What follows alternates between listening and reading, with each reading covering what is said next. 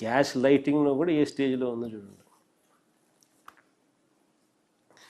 ఇంకో పథకం వ్యవసాయ రంగానికి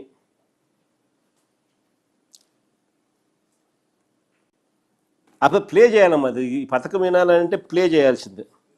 అన్నదాత సుఖీభవ అని చెప్పి ఆయన అన్న మాటలు ఒకసారి ప్లే చేస్తేనే దీనికి స్కీమ్ అర్థమవుతుంది, లేకపోతే స్కీమ్ అర్థం కాదు.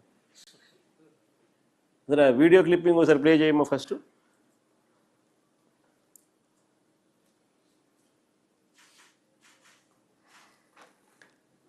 ప్రతి రైతు కుటుంబానికి పిఎం కిసాన్ కాకుండా అన్నదాత సుఖీభవ పేరుతో పెట్టుబడికి సహాయం కింద 20,000 ఇస్తానన్నాడు. పెట్టుబడి అప్లై చేయి మొదటి నుంచి మా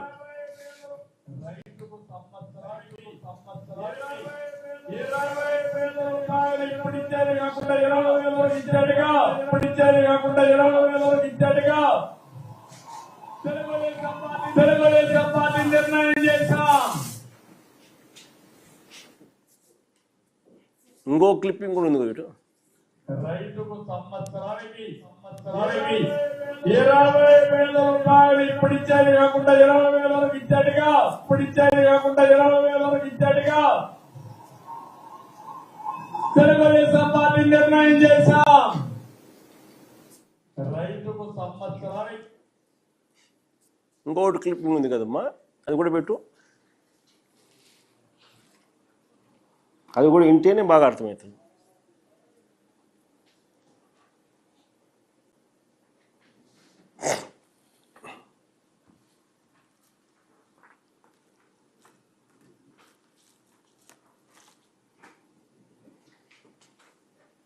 చూసుకుంటారా?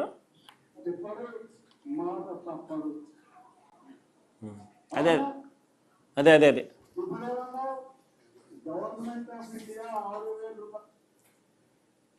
అదే అదే అదే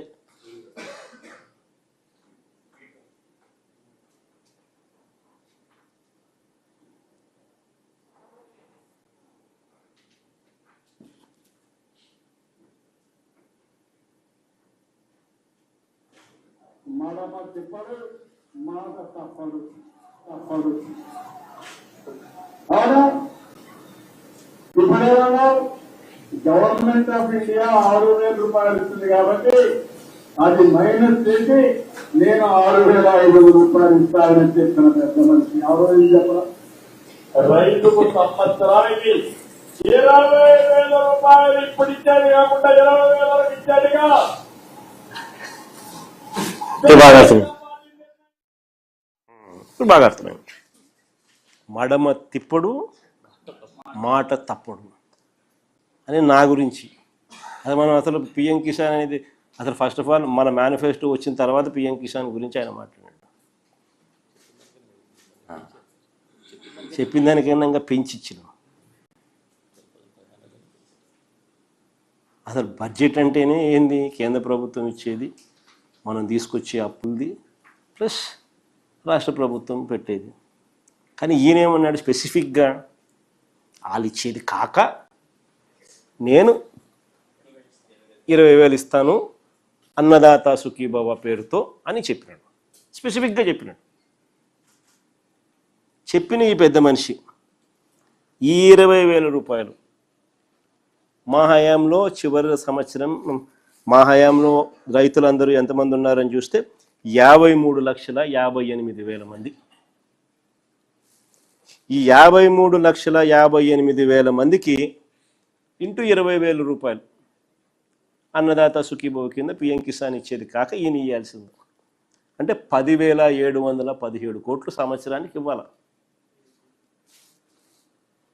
ఈయన ఏం చేసినాడు? మొదటి ఏడాది ఎగ్గొట్టేశాడు. మొదటి ఏడాది ఇచ్చింది 0, గుండు 0.